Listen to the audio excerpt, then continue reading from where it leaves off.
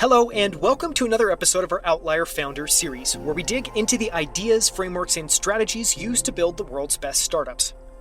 I'm Daniel Scrivner, and on the show today, I'm joined by Michael Brandt, co-founder and CEO of HVMN, which makes the world's first drinkable ketones. HVMN stands for Human via Modern Nutrition, and in 2017, they launched version 1.0 of their drinkable ketones product. After landing a $6 million contract with the U.S. Department of Defense to study how ketones could improve the performance of our Special Forces warriors, they launched version 2.0 called Ketone IQ in November 2021. Ketones are likely a word that you've heard of. It's a type of energy that your body produces when you're in a state of ketosis by breaking down fat. Everyone from Tim Ferriss to Ben Greenfield has been raving about the benefits of ketosis for years. HVMN's innovation was creating the world's first drinkable ketones, which are ketones that can pass through your digestive system, which they brought to the market in 2017. And today, they're used by everyone from Navy SEALs to Tour de France cyclists, hedge fund investors, athletes, and executives around the world. This episode is one of my favorite conversations ever. In it, we cover ketosis and ketone 101, including what ketones are, how they work, and why they're so helpful for boosting cognitive and physical performance. We compare and contrast ketones with sugar, covering everything from how ketones pass the blood-brain barrier to why they provide energy with less oxidative stress. We dive into how drinkable ketones are used by the Navy SEALs and Operation Metabolic Dominance. And we dive into all the work that HVMN has done around bioengineering, manufacturing, and testing to produce their latest product, Ketone IQ. You can find the show notes and transcript for this episode at outlieracademy.com/116. It's 116. And you can learn more about HVMN and Ketone IQ at hvmn.com. With that, here's my conversation with HVMN's co-founder and CEO, Michael Brandt. Michael, I am so excited to have you on Outlier Academy to talk about HVMN and the latest product that you've created called Ketone IQ. Welcome to the podcast. Daniel, thanks so much for having me, and thanks everyone for listening in. It's going to be a fun one. Yes, there's a ton to explore. And so we're going to explore, obviously, the nutritional aspect, get into a little bit of the science of how ketones work, and then we're also going to talk about the business of HVMN and how you've iterated on that product. To start, and we're going to cover a ton of ground, so I'm going to try to squeeze in as much as I can into this interview. But to start, can you just share a quick bit about your background? I know you're a marathon runner. I don't know if that was part of the impetus to focus on ketones and building HVMN, but kind of share, if you can, a little bit of your origin story and the origin story of the company. Sure. I am a marathon runner. My PR for the marathon is 2:42, so around 6-minute miles for the marathon. Wow. So run in Boston and not winning the Olympics or anything like that, but I'm finishing top 1% in any given marathon. And it's a serious hobby, and it definitely dovetails with my interest in human performance and everything that we're building at HVMN and everything, all the community and business and everything we're building here. It definitely connects. Like, as I'm sure a lot of other entrepreneurs can recognize, that it's nice when your personal and your professional dovetail together. My background, I'm from Chicago, went to public school in Chicago, was an international baccalaureate student. Had the good fortune to get into Stanford. That's what brought me out to the West Coast. Studied computer science and product design there, and after graduating, got really into biohacking and essentially applying engineers' systems thinking to human body. Your human body is the most advanced piece of technology you'll ever own, and we're at this really interesting period right now where we're learning a lot about the body. There's a proliferation of consumer devices, sensors that let us understand and observe what's going on in our body. We are pushing a lot of innovation on the nutrition component of what can you do to drive meaningful output changes in your body as a system. So I started getting really interested in biohacking, performance optimization. My co-founder and I started a business called NutroBox. We were one of the first to take the concept of nootropics. This was in 2014. We took the concept of nootropics and really made it mainstream. We got covered by everyone, Vice, Wall Street Journal. We were on Shark Tank. We were one of the first ones to say, hey, look, like, caffeine is cool. Everyone, a billion cups of coffee are being drank every day. what if you stack things on top of caffeine? If there are things you can combine with caffeine to improve the performance profile. And so we followed that along a really interesting path, and then began broadening out our interests into, I got really into marathoning. Can talk more about that. We got really into intermittent fasting. My co-founder and I did a 7-day fast. We're doing regular weekly fasts and had a big fasting community in San Francisco, got a lot of coverage around that and talking about metabolic health. And hey, it turns out that the human body is not supposed to be eating 3 meals a day plus snacks of Slurpees and Snickers bars and all that. That's not that's not true to our human evolutionary context and how we're supposed to operate. And then we had this insight around ketones, where in 2016-17, this is when bulletproof coffee was taking off. And anyone or in and around biohacking has at least tried bulletproof, tried taking black coffee, put butter and MCTs in there. And the whole point of that being, instead of fueling with sugar, you fuel with fat, which your body turns that fat into ketones. Bulletproof coffee was trending. A lot of people were trying the ketogenic diet. We were leading this movement around intermittent fasting. And all of these activities, including also endurance sports, all these activities, they are intentionally reducing your body's carbohydrate store and intentionally inducing your body to create ketones and to fuel off of ketones. My co-founder and I, we asked the first principles question on it, which was, hey, we're going through all these hoops to have our bodies make ketones. We asked that kind of dumb, smart question, which I think a lot of entrepreneurs can identify with, of, hey, if ketones are so cool, why can't you just go to the store and buy a ketone? And pulling on that thread led to years of deep work. We started uncovering early work that DARPA and the US DoD had done. We took that work and translated that and manufactured it at scale. We re-engaged with the US DoD and secured a $6 million contract with Special Operations Command around a ketone drink, around our version 1 of our ketone drink. We worked with elite operators all over the board.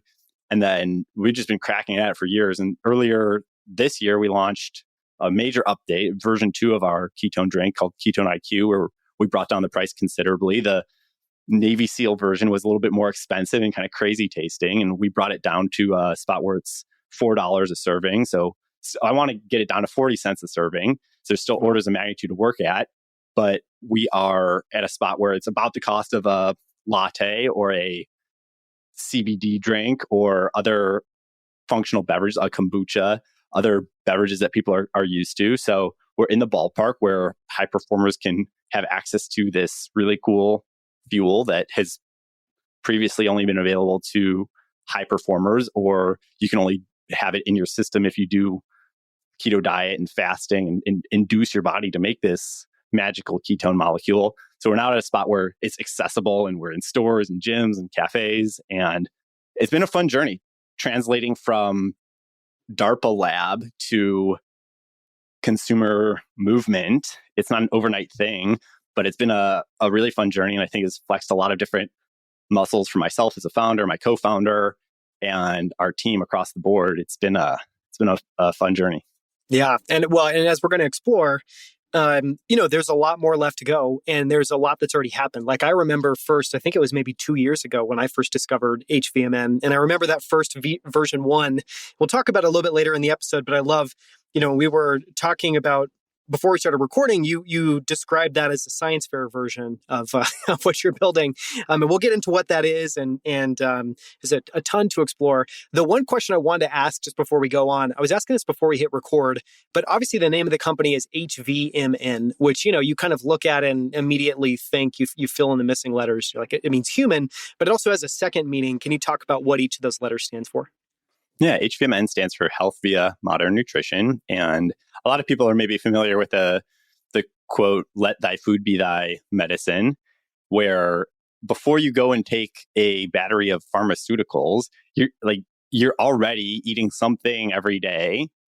And what you're eating is directing the course of your life. You are improving or worsening your biomarkers for health. Your food is putting you into a certain state. It's spiking your blood glucose and inching you closer to diabetes, or it's not.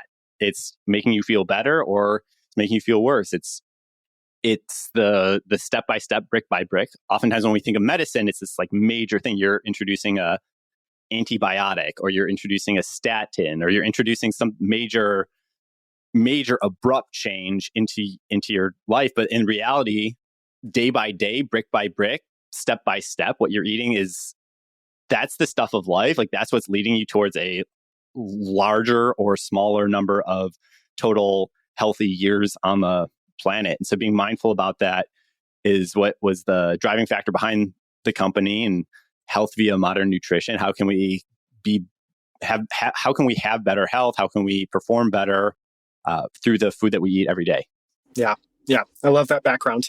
So I want to first start by talking about ketones, and then we'll talk about ketones as a substrate, which is this interesting idea you introduced to me when we were talking about what we might cover in this interview, and then we'll go into kind of version two of the product.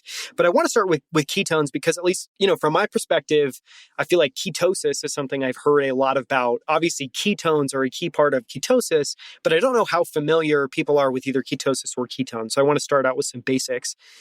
Can you start by just sharing your explanation or your best attempt at an explanation of what ketones are, and talk a little bit about how they're naturally produced in the body? Yeah.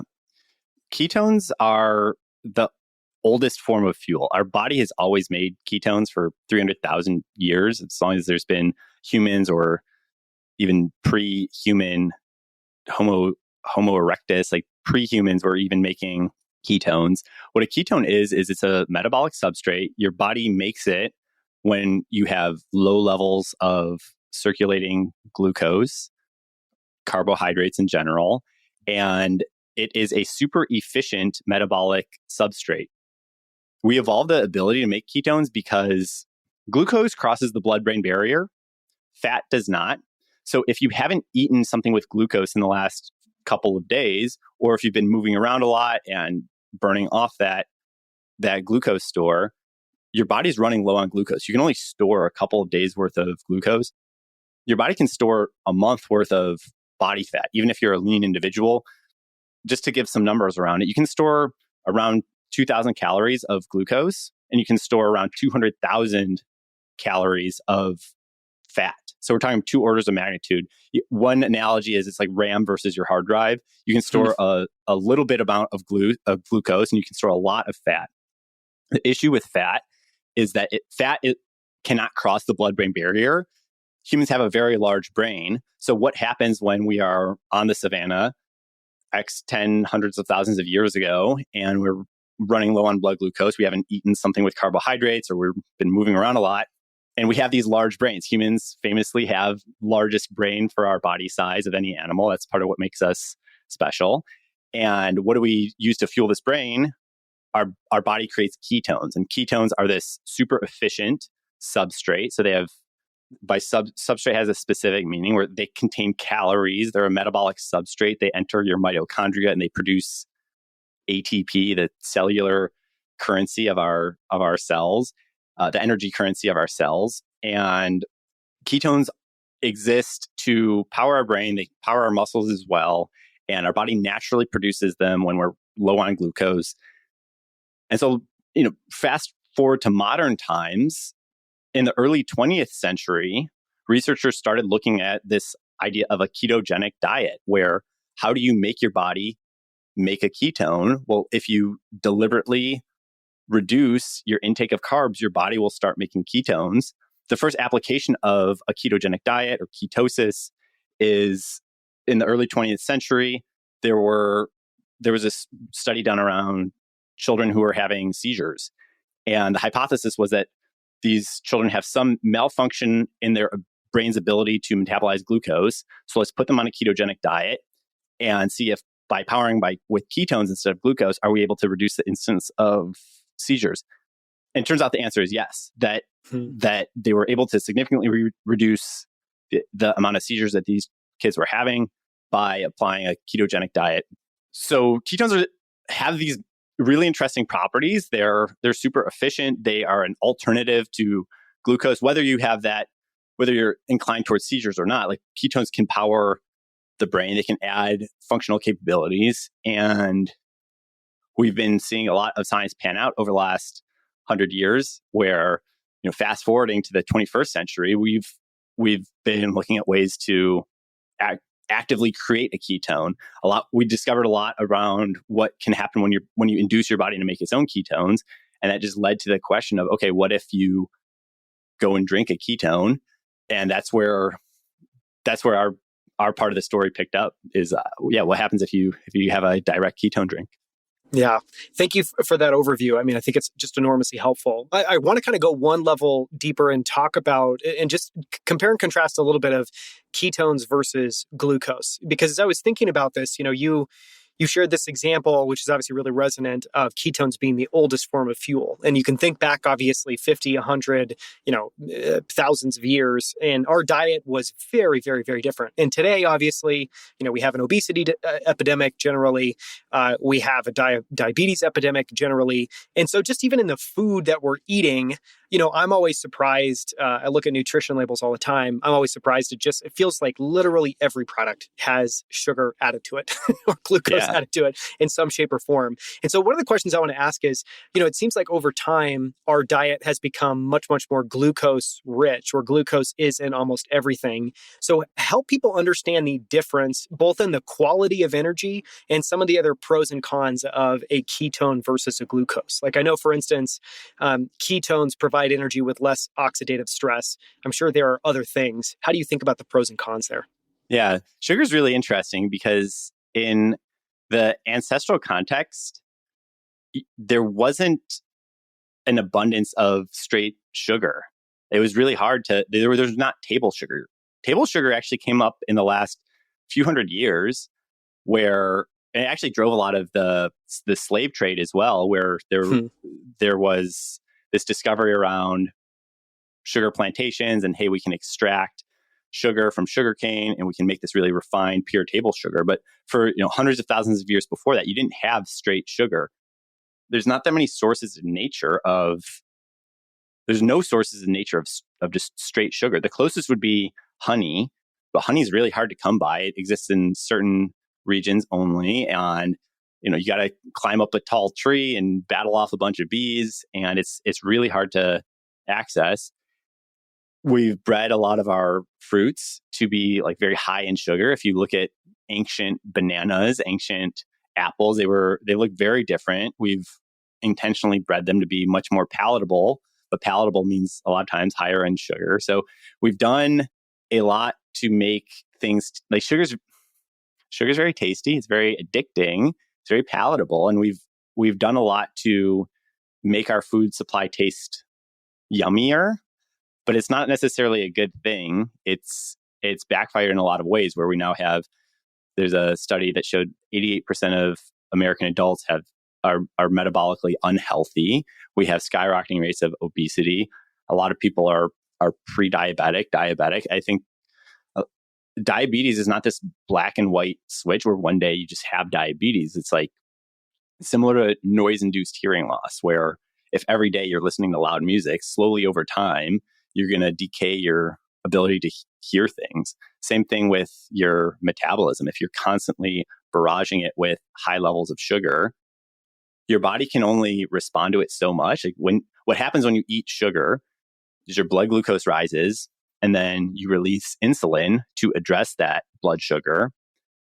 And then over time, if you do that habitually and you're constantly spiking, the insulin stops working. You develop insulin resistance, and that's diabetes. And again, it's not this like black and white thing where like you're completely normal and then one day you have diabetes. It's a decay function over time. So it's something a lot of people should be thinking about. I think a lot of people are thinking about, not just because of what we're doing, but if people are familiar with continuous glucose monitors, companies like Levels are doing great work here, where you're able to see how your diet and other lifestyle factors are affecting your glucose levels, with the mission being, hey, like have less area under the curve of elevated glucose, avoid really steep spikes, and it'll be better for your metabolic health in general. You'll feel better day by day, and you'll avoid some of the largest issues that are causing mortality in the country. Mm-hmm. It's all through your diet. Yeah, I love that I love that description of it being a decay function because I think it's a really clean, interesting way to think about it. And we'll link to it in the show notes. We had the team at Levels on previously, and we did a deep dive on Levels. And one of the things that was most interesting there too is that what they find, what any customers that use Levels find is, yes, it is about what you eat, but there's also a really tight, interesting coupling between what you eat and what you're doing from a physical activity perspective. And you can actually eat things that aren't great for you, but if you couple it with the right physical activity, like if you occasionally eat a pizza or have a big bowl of pasta, but you then couple that with an immediate walk or exercise Right. for 30 minutes, what they find is you almost have no spike in glucose. And so anyways, I think the only reason I'm sharing that is I think for me, it's always fascinating to learn too, that it's also just very, very complicated. It's a complex system and there's all these factors that are influencing it. One of the things that I found doing research for this was, looking up people's testimonials and just their general experiences of using drinkable ketones and using HVMN. And one of the things that was fascinating is, and this goes to the quality of energy I want to talk about for a second, is the way people describe how they feel when their body's being powered by ketones was really interesting. They talk about one, feeling hyper-focused, two, feeling like they're in a flow state, both physically and mentally. And so to me, it almost seems like, there is literally a quality of energy difference. Do you feel that? And do you find that customers commonly feel that when they switch to and start using drinkable ketones? Basic mechanisms of action around ketones, they're very different from glucose, where you can think of them as cousins. They kind of operate opposite to one another, where high glucose is low ketones, low glucose is high ketones. So one way to think about it is you want to spend your life with less elevated glucose. An equivalent statement is you want to spend your life with higher elevated ketones. And you want to use more ketones as a fuel.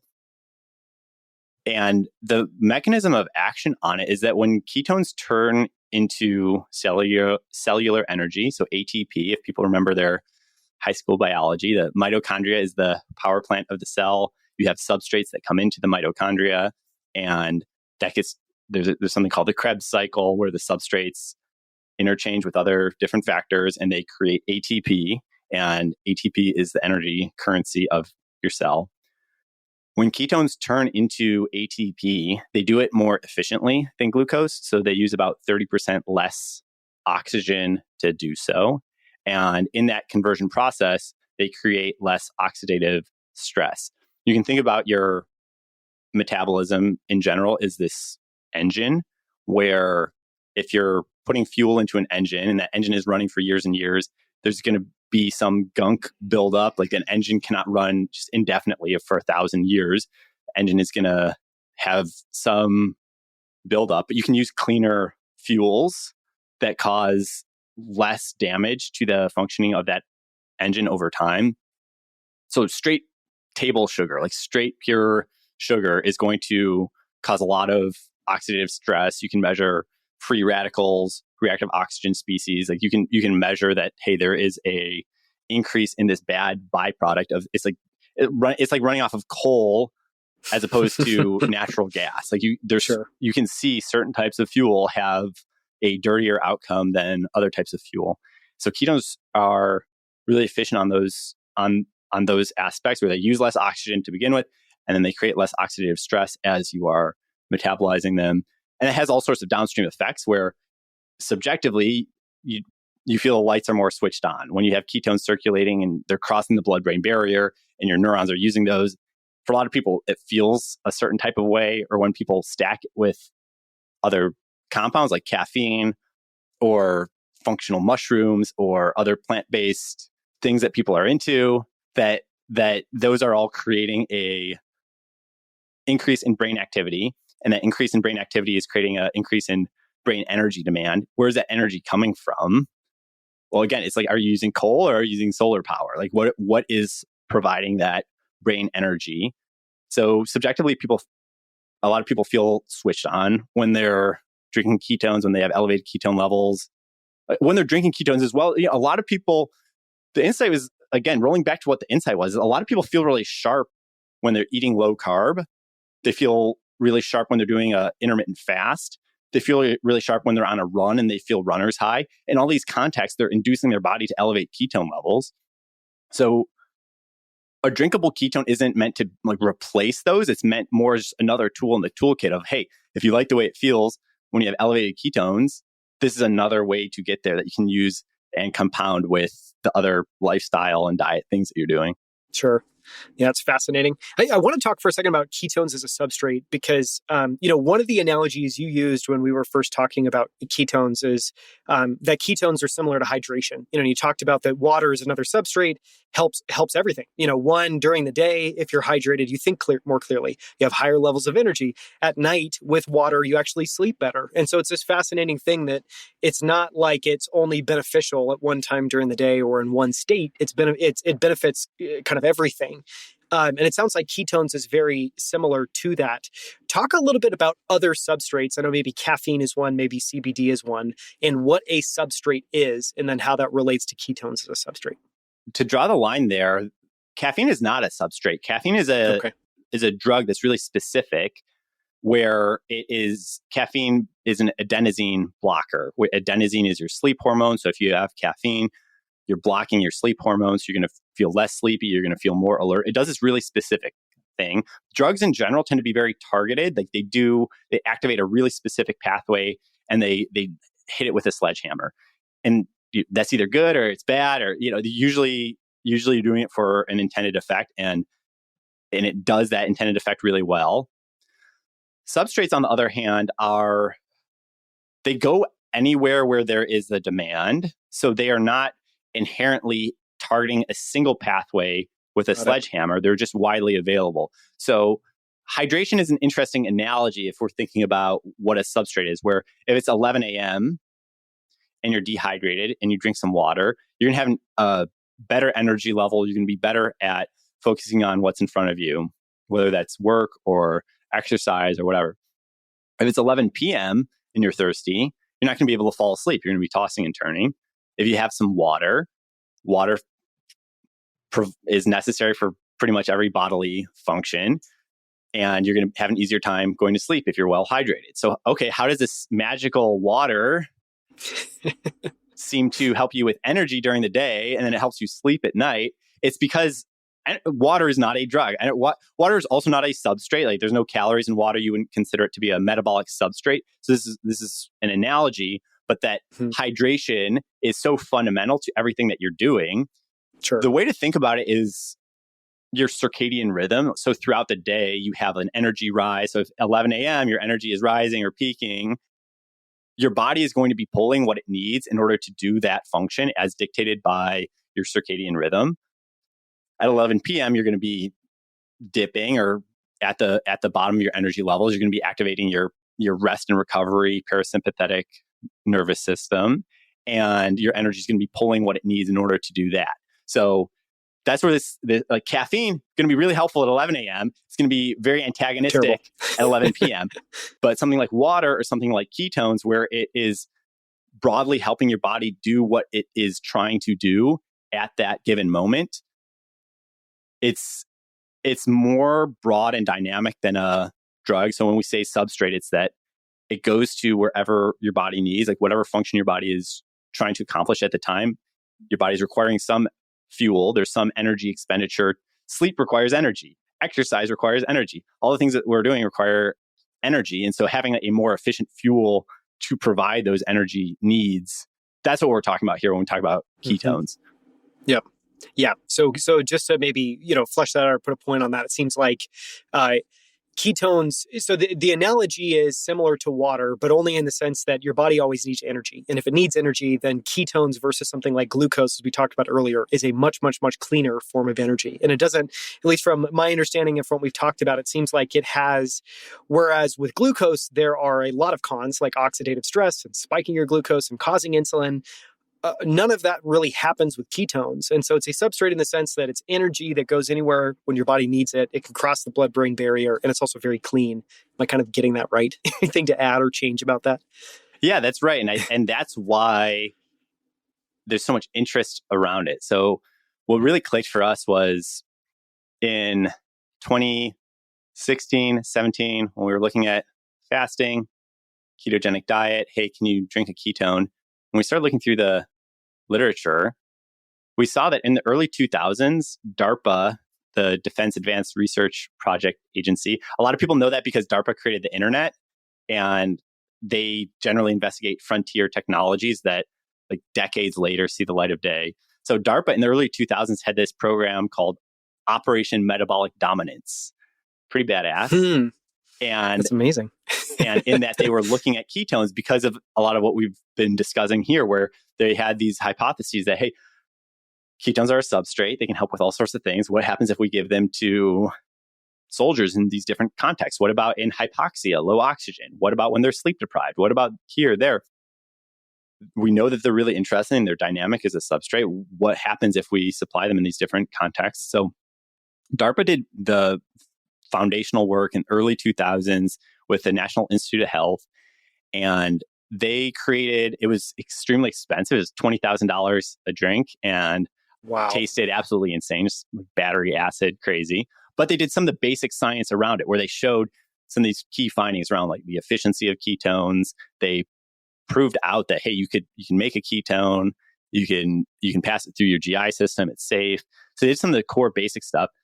And then, as DARPA tends to do, like they established that it was feasible, but then kind of left it up to the reader to complete the exercise. Like they basically left it on a shelf until we in 2016, 17 started looking at it, and we said, hey, okay, ketones are clearly having a moment. Like a lot of people are doing all these fasting, ketogenic diet, bulletproof, all those things that we've been talking about.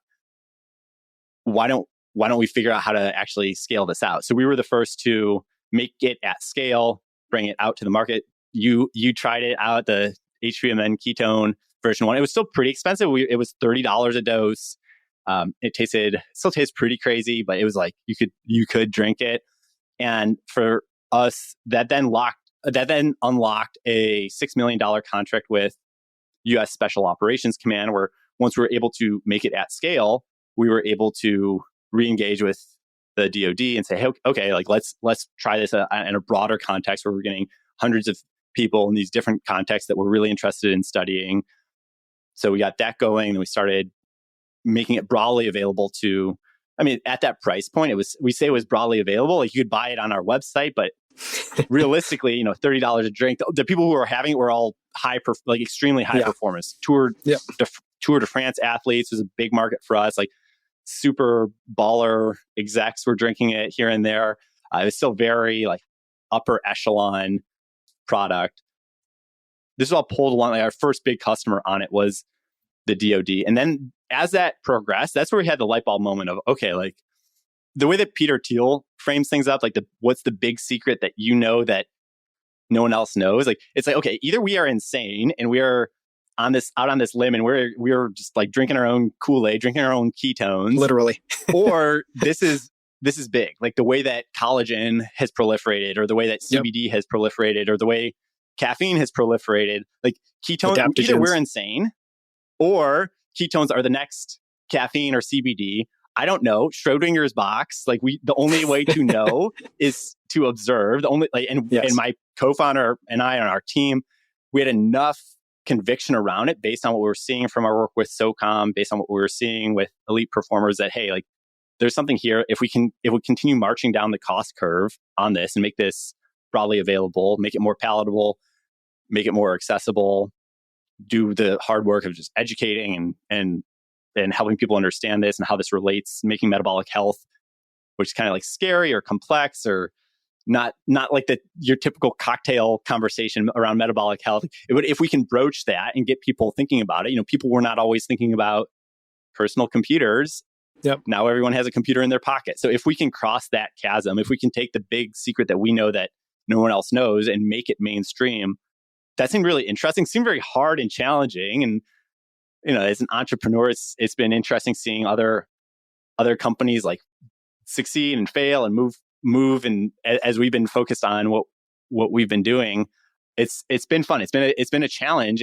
But we've turned this corner in the last, I would say, like 6 months, where basically everything that we've been building towards for the last 4 or 5 years is coming true, where it's like we are crossing the chasm. I would say we're still in the early innings, but like we're maybe in inning 2, no longer in inning 1. Like we've crossed some threshold where it seems like it's actually taking off in the mainstream way. Yeah, no, you've moved on to the next level of the game. And I mean, even just, and you've said this, and I want to underscore this because it's big, but anytime you see a company able to reduce costs by an order of magnitude, that is huge. I mean, we're talking about a literal 10x reduction in costs, or going to a tenth of the cost of what you had previously, which obviously opens it up. And to your point that you alluded to earlier, if it's $4 today and you can get it down to $40 in the future, or and 4 then, cents, or 40 cents. 40 cents. Sorry, 40 cents, yes.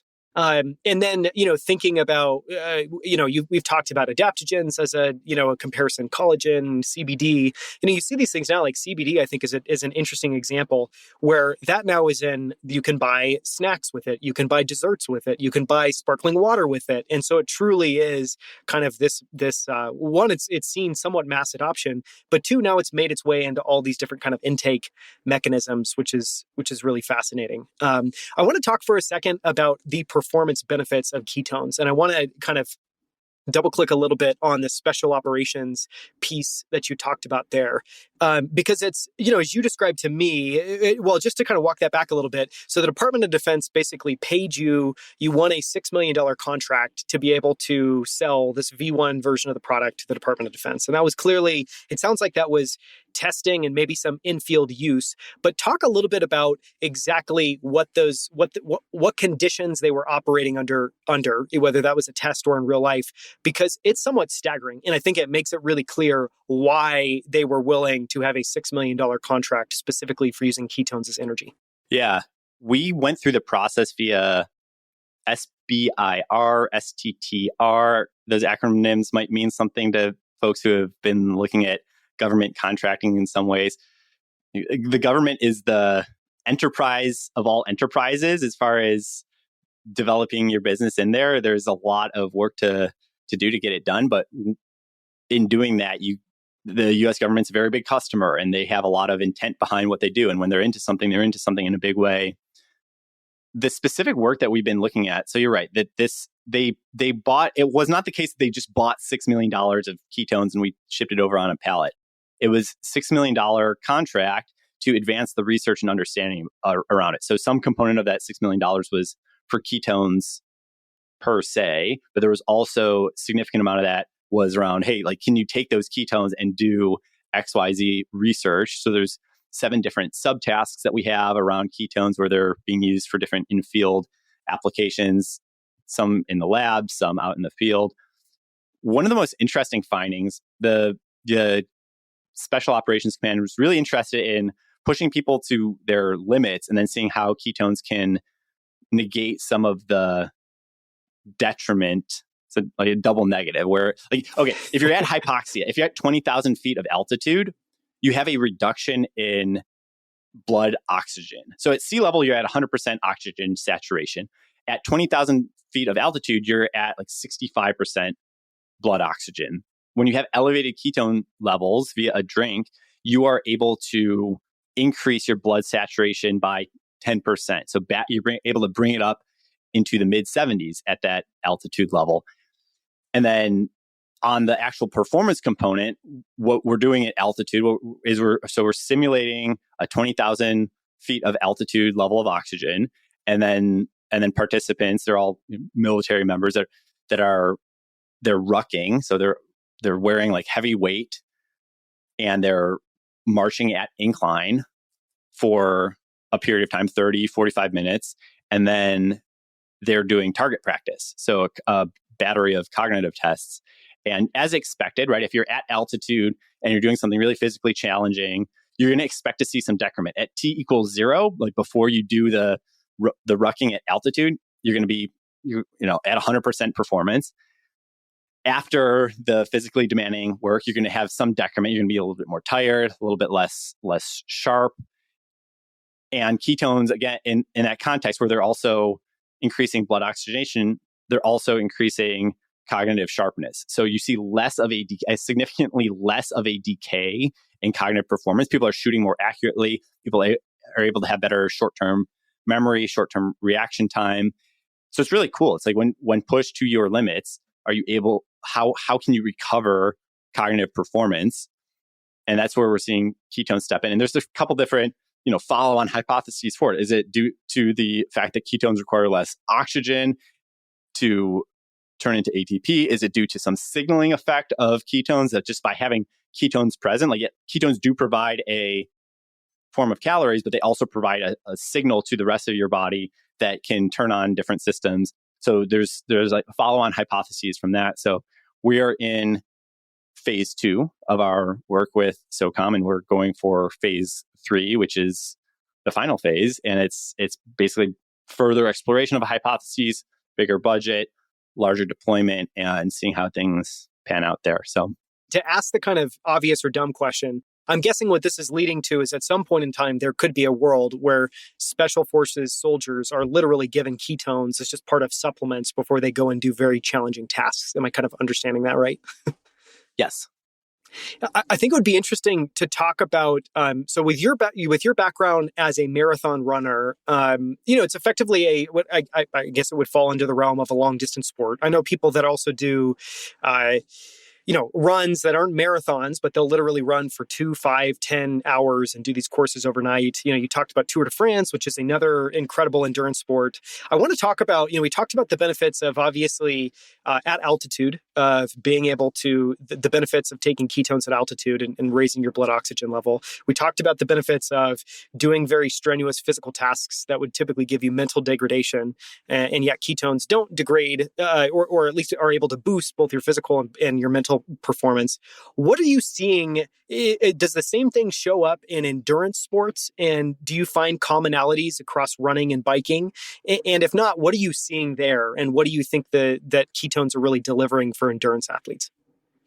It's interesting for endurance because you're basically inducing hypoxia, where when you're running really hard or biking really hard, you're getting out of breath. Like you're reducing over time. You're not at full oxygenation level. Your body's getting tired. You're not getting enough oxygen to everything. So you're basically inducing hypoxia, which is the exact same thing that is happening when you're at altitude. Altitude is just like an outside factor that directly reduces the amount of oxygen you have available. But yeah, if you're panting, if you're out of breath, like you're getting less oxygen than your body wishes that it had. We're also seeing some other interesting effects with cyclists and runners. I mean, I don't think there's a meaningful difference like parse between cycling versus running versus it's all like endurance. Sure.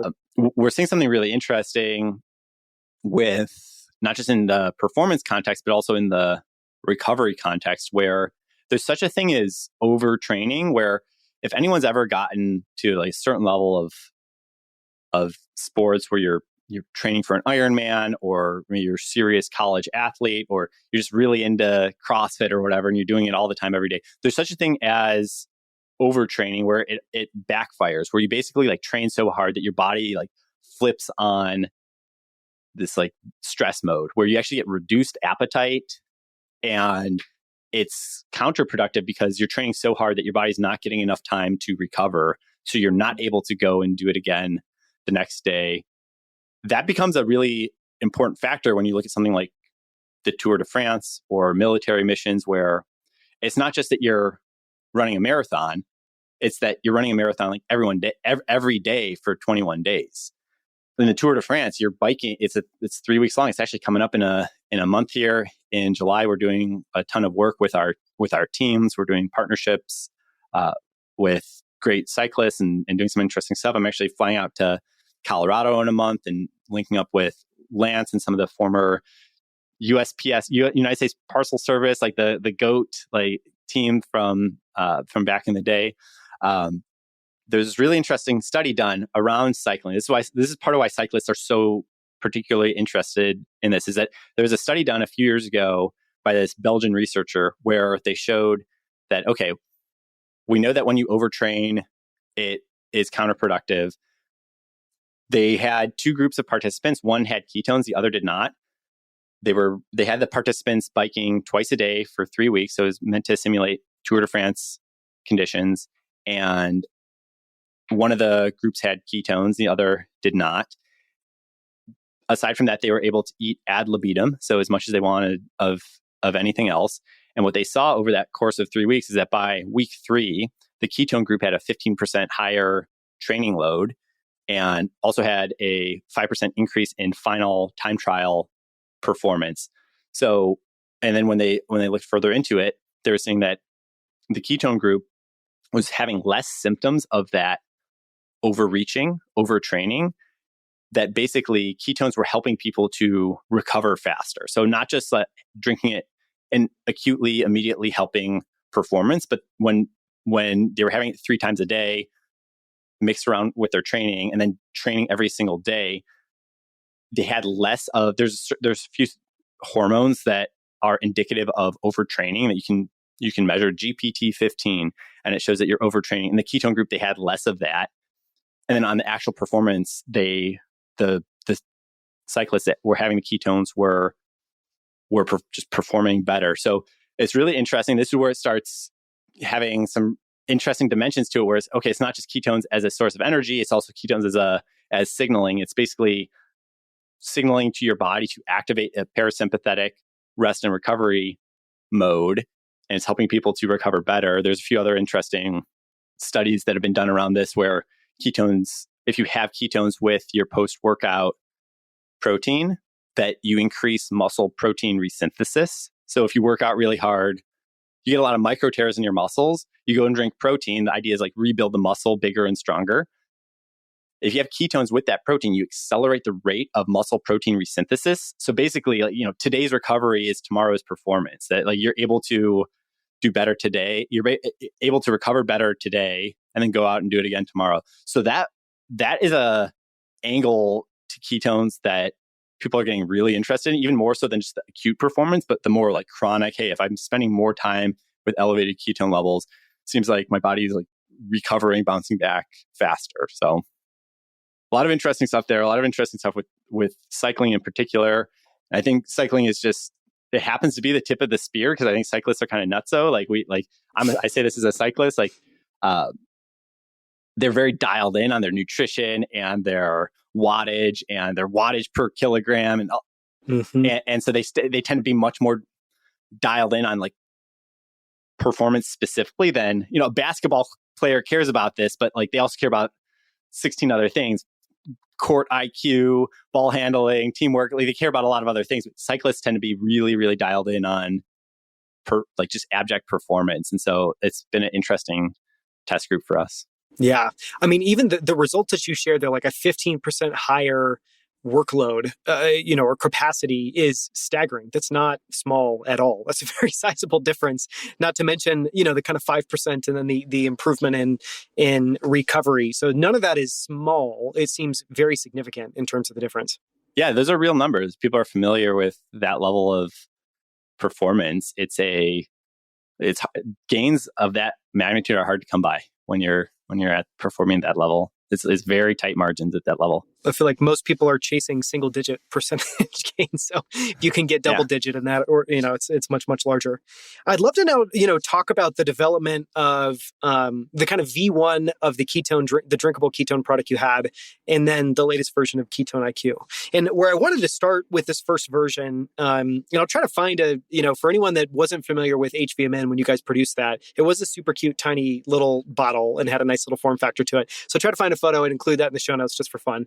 But where I wanted to start off is, it sounds like the origin story in part is finding this DARPA research that basically did quite a bit of foundational research around, yes, it can go through the GI tract, it's relatively safe, you can produce it on its own.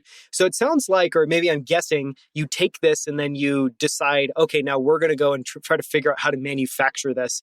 How much work did you have to do to figure out manufacturing and get that off the ground? And then just talk about what it was like to work on this version 1 of the product, and when you thought you had something that you were ready to release to some subset of customers. It reminds me of when you read the early Steve Jobs, Steve Wozniak, soldering computer parts together in their garage. Steve Jobs is running around, they sold their first 200 computers and then had to run back to the garage and solder some circuit boards together. It was that kind of mode where it was at scale. So it was not just being done like by a chemist at a lab bench. It was like more professional than that. It was being done at some level of scale. But there's scale and then there's scale, right? There's the ability to make 10,000 units is very different from the ability to make 1 million units. And in the abstract, when we think about systems design, I'm sure a lot of people are familiar with the principle that every time you 10x a system, you rebuild it from scratch.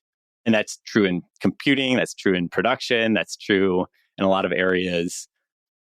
Like Moore's law doesn't just like happen incidentally. Like the way that computers are getting quicker is like the approach is radically changing. It looks like this nice, smooth curve, but behind the scenes, there's some really paradigm shifting step functions that are happening. So it was that for us, where we figured out a way to get it out at the kind of order of 10,000 to 100,000 bottle, but it was very hard and expensive. But like, what's there to say? It's like there's no regrets on it. It's like in hindsight, everything's 2020. Yeah, it's like in hindsight, oh yeah, like Apple should have launched the iPhone in 1992. It's like, well, you kind of had to do what you had to do in the order that you did it. Totally. Yep. Yeah.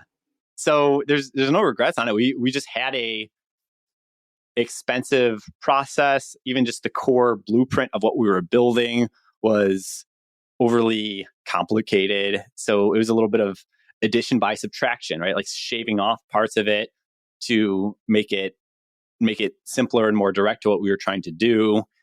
Working with bringing in capital partners, right? So Andreessen backed us in our seed round, and we've gotten some amazing investors that have joined the ride. So, but like being able to get great investors, like it helps to be able to show, hey, we have this imperfect product, not quite ready for the mainstream, but good enough to secure a 7-figure government contract, good enough to unlock the like core elite operators and athletes.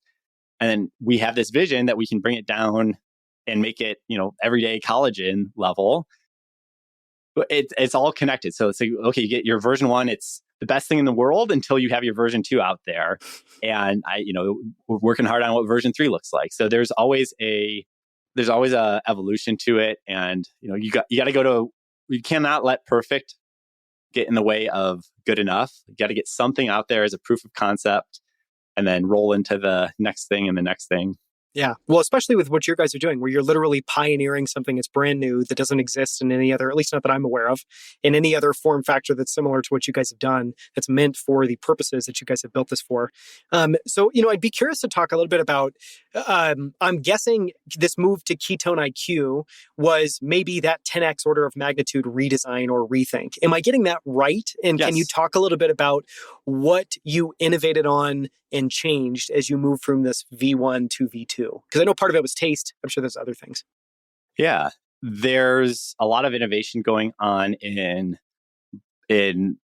biosynthesis, where the cutting edge of making any molecule, pharmaceuticals, flavors, any kind of targeted molecule, is the old way of doing it is petrochemical, where petroleum products are very dynamic because you have these long carbon chains. You can make into anything. You can make into all sorts of plastics, pharmaceuticals. Like there's a reason that we use fossil fuels. Like they're very flexible and robust, but they're also fossil fuels. They're limited. The production on it can be dirty, and it's clearly not like the way that things will be made in 100 years from now or 200 years from now. What we're seeing and what we are doing, and one of the big innovations that we had was switching our supply chain to a more biosynthetic way, where state of the art of making target molecules, instead of using petroleum basis, is you make genetically modified yeast. So you like specifically change the genetics of that bacteria. It can be yeast, it can be E. coli, it can be like specific types of bacteria. You genetically modify it such that when you feed it something normal, like a feedstock, like you feed it sugar, that because of how it has been modified, it produces as a byproduct the target molecule. So this has its own cost curve to it, where when first doing this, it's super expensive. First time people mapped out the human genome, it was extremely expensive. And now you have 23andMe. The first instances of doing of doing bacteria generated pharmaceuticals and other molecules, super expensive, but it's coming down to a spot where it is on par or even lower than the petrochemical way of doing it. So that's been a big innovation that we've made. We've also made innovations on the ketone itself, where I'm trying to think the best analogy here, but in a way, our first version was really complicated, where we had a couple of different similar ketones that were esterified together. It was very complicated, but it was very. I think people familiar with product design or engineering in general have this sense of like sometimes your first concept is like too complicated, and then you like shave it off. It's like Tinder was like simpler than Match.com, Uber simpler than calling a taxi cab. We had that same dynamic where our first version was this like really complicated thing. We almost did it because we could. It was really like scientifically crazy and interesting. And then the insight was like, hey, this can be much simpler and work as good or better and be dramatically cheaper. It sounds so obvious when I say it. That's why I'm kind of thinking hard about it. It's like, so it seems so obvious. Yeah, do the simpler thing. But I'll just say, like, for our version 1, we had something that was more complicated that felt correct at the time. Yeah. But then as it was on market and as we learned more and just wisened up, sometimes like the smarter thing is to go in a simpler direction. And that's a big part of what led to V2. So yeah, updates in manufacturing technology, shifting away from petrochemical towards biosynthesis, and then simplifying on the formula itself. And then just good old fashioned product development work, formulation work, figuring out how to make it taste well. We did one of the subtasks of our work with the DoD is around organoleptics, which is fancy word for saying how your body senses things that you're eating. So how does like at the molecular level, not just like sipping it and swirling around in your mouth, but at the molecular level, what is happening? Like what is making this taste the way that it tastes? And then what can we do to address that? What can we do on the formulation to make it taste more palatable? So a lot of deep science around how to make it taste better. The very early versions of ketones were crazy tasting. What can we do to make it taste better? So a lot of blocking and tackling, a lot of biochemistry, a lot of formulation development that has yielded, I think, really good results.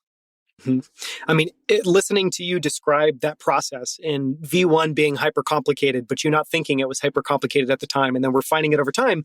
Anyone listening that's been a designer or an engineer completely understands that use case because, with the background in design, I know that experience myself of, you don't know how to design it any simpler until you know how to design it any simpler. So you have to go through that progression to be able to get there. So no, it makes total sense. I'd love to now, change with just a few kind of simple closing questions. And one of the ones I wanted to start with was, clearly what we've talked about a couple of times is, and this is why I find what you're building and working on so fascinating, is one, the implications of this, like to make maybe a weird analogy, I'm a big fan of adaptogens. I think if you can have I'll just talk about myself maybe rather than proselytize. I've tried to make the intentional switch. It is about 18 months ago of cutting out coffee during the middle of the day and drinking adaptogens. And the brand that I drink is Rasa, just because they have really high quality adaptogens and herbalists on staff. And that's another example of I just feel like it's been a massive quality of life improvement just by changing one simple thing I'm doing during the day. And so when I think about what you're building with ketones and bringing the affordability down and more people being powered by ketones as opposed to by glucose, massive implications. And, you're doing that and bringing the cost down in order of magnitude, and you're trying to get it to 40 cents, as a long-term goal is fascinating. So what I want to talk about for a second is when you think 5 years out, what, and feel free to share or not share as openly as you might want to, what might we all see from HVMN in terms of products? You have a drinkable ketone now. What does this future roadmap look like? And or what state of the world do you hope to have in 5 years? Yeah, that's a great question, where right now what we've created is the primitive. We always considered a nutritional primitive, and meaning that in the kind of computer science or mathematical sense, where it's a fundamental building block. And what we're doing right now is we're selling just the primitive, and we've been iterating on the primitive of what is the best ketone delivery mechanism. And so right now, Ketone IQ is the best. As we continue to innovate on that, that's the more like short to medium term. The more medium to long term, as you're asking, is, and I think you touched on this with where we see collagen today, where it's in bars, it's everywhere, in different drinks, it's ingredient. You can get collagen in your coffee. You can get it's in all sorts of different formats. That's, without giving too much away, that's how we're thinking about it. Where, hey, ketones are, it's interesting primitive. How does that start looking if we build on top of ketones as a platform? So Ketone IQ is primitive. Okay, well, what if we use Ketone IQ specifically for an endurance product, like a goo shot that you can take on your bike? It should have things besides ketones in it that complement that use case, where it's powered by Ketone IQ, but it also has an array of different carbohydrates in it, because if you're biking, you want all the substrates that you can possibly have. You might even want BCAAs, because it's technically a protein, but your body can turn it into energy really quickly. You want as many different types of energy as possible. That's just for the endurance sports use case. We also have a lot of people that are using Ketone IQ as a alcohol replacement. Like, so totally different use case, but it's because you feel a little bit of a lift from drinking ketones. A lot of people know alcohol is not great for you. So it's cool that, there's other non-alcoholic options out there, but a lot of times those are just flavored water. And okay, I can make a nice little cocktail out of Ketone IQ, and it's not alcohol, so I'm not getting ethanol and acetaldehyde buildup. But it's also not this like inert flavored water. It like does this thing. It's healthy for me, and it makes me feel pleasant. So, what about if we make a alcohol replacement that is more like decidedly alcohol, where you think about, like a nice glass bottle and partnering with a premier chef or sommelier, like you really build into that use case. So you take this primitive of Ketone IQ and you draw out the line to, okay, the endurance sport sub brand or sister brand looks like this. The alcohol replacement sub brand or sister brand looks like this. So that's an area where we almost have, I'm chomping at the bit. Like, we have too much creativity on it, and there's so many ideas to do there. And one of the challenges as an entrepreneur is to really focus where, okay, like, as exciting as all those things are, I want to be a little bit patient and continue to push on the primitive. Right now, it's allowing people to go and make what they want. So if someone wants to go on a bike ride, you got to mix Ketone IQ with the rest of your stack. Make your witch's brew, make your water bottle of your special concoction that works for you. If you want it as an alcohol replacement, cool. We're providing you with the primitive. You can go and mix it with soda water and lime. You can do that.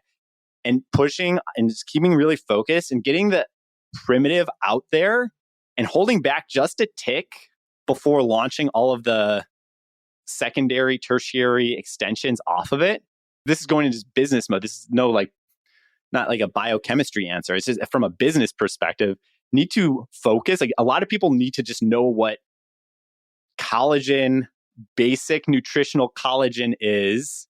You got to just repeat it until your voice is hoarse, of just basic nutritional collagen, until the level of awareness around it is at a point where you go and launch all the other fun derivatives off of it. So it's taking a lot of patience and discipline and, co-founder, executive team conversations around when is that right moment? Like, when do you fractal it out? And I think, I think we're right. We'll see how it pans out. But I think that there is something to be said for, you got to get your MacBook sales up to a certain point before you release the iPhone, right? You got to focus. And I think that can be one of the most painful things as an entrepreneur, where we're really creative. We have all this spark. We see all this opportunity, all these use cases. But the right answer is, I think, is to focus on the primitive and bide our time. I think you're totally right. And then we'll have the opportunities to, you can always extend it later on. Yes. I think Ketone IQ is a massive step function improvement over the previous version of the product. And so, one, kudos to you for persisting and your team over the years it's taken to kind of iterate on that. And I think from here, my guess is in 5 years, we'll probably see many different form factors. And I love the way you describe it as fractaling out.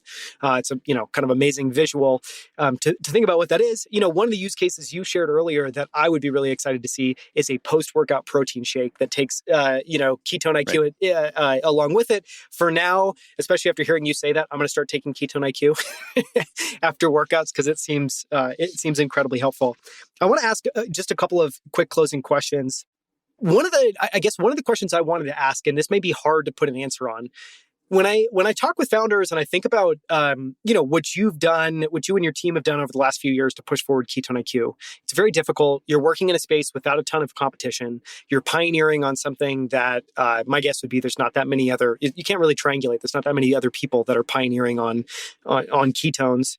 What do you credit with your success in building HVMN so far? And what do you think you've gotten right to get to this point in time? Because clearly, I would think you've gotten a lot right.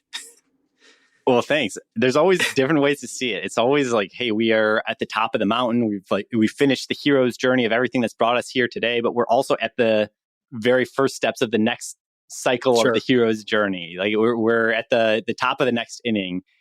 So I appreciate the compliments on getting to where we are today. It's still, Jeff Bezos likes to say every day is day one. I don't know if he still says that now he's retired. Maybe he's done with it. No, he's got no more days. Yeah. It's like day one until you're a bajillionaire, and then okay, I guess now we're done. But that it's always day one. There's always the whole mountain out in front of us. What do I credit it to? Yeah, there's no one else doing what we are doing.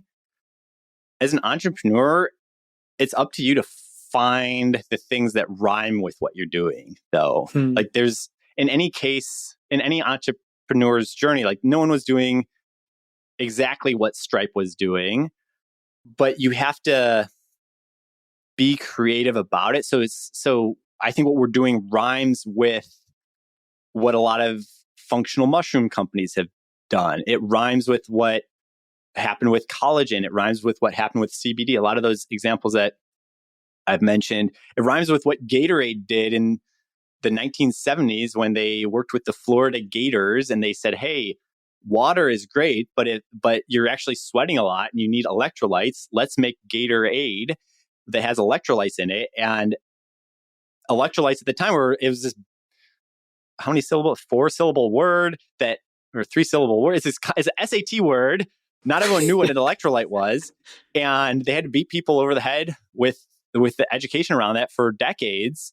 And so we're doing with ketones what Gatorade did with electrolytes. So yeah, it's a matter of being creative on where you are drawing inspiration from, like in your space and nutrition space, as well as more broadly in technology in general, and try to pattern match where you can. Like I think it can be dangerous to say, oh, what we're doing is totally unique, totally unprecedented. Like, yeah, it should be like if you're entrepreneuring on something interesting, it should be different from what anyone else is doing, but you do yourself a disservice if you think that what you're doing is too special and unique. Like it's because you can steal like an artist. Like if you find the other patterns to match to, the other comparables, you can see what worked for them and what didn't and learn from their lessons. So you have to occupy both states. What we're doing is completely unique and special, and it's a holy grail. No one's ever done this. And at the same time, hey, this rhymes a lot with these other innovations that we've seen. What did they do that worked for them? Let's copy that playbook. Yeah, no, I think that's really well said. Well, I have many more questions. At some point, I would love to have you on for a round 2, maybe when you start getting into that fractaling out mode. This has been a fascinating conversation. And my hope is that, one, people listening have a much better understanding of ketones, how powerful they are as an energy source, how much better they are than glucose, and how people can be incorporating them into their daily life or the sports that they do or the physical activities they do just to reach peak performance. So thank you so much for coming on, Michael. I really, really appreciate it. It's been so much fun. Daniel, this was a lot of fun, and really appreciate the background research you did and coming with informed questions. I feel like we covered a ton of ground today. It's a lot of fun. I hope so. I feel like we did. Okay. Thank you, Michael. Thank you so much for listening to this episode. You can find the show notes and transcript at outlieracademy.com/116. It's 116. You can learn more about HVMN by visiting hvmn.com, and you can follow Michael Brandt at BDM_runner on Twitter. At outlieracademy.com, you can find all of our other founder interviews profiling incredible companies like 8 Sleep, Common Stock, Varda Space Industries, Superhuman, Primal Kitchen, and 1-800-GOT-JUNK, among many, many others. In every interview, we deconstruct the ideas, frameworks, and strategies they use to build these incredible companies. You can now also find videos of all of our interviews on YouTube at youtube.com/outlieracademy. On our channel, you'll find all of our full-length interviews as well as our favorite short clips, including some of my favorite quotes and segments from every episode, including this one. So make sure to subscribe. We post new videos and clips every single week. And if you haven't already, follow us on Twitter and LinkedIn under the handle Outlier Academy. Thank you so much for listening. We'll see you right here with a brand new episode next Wednesday.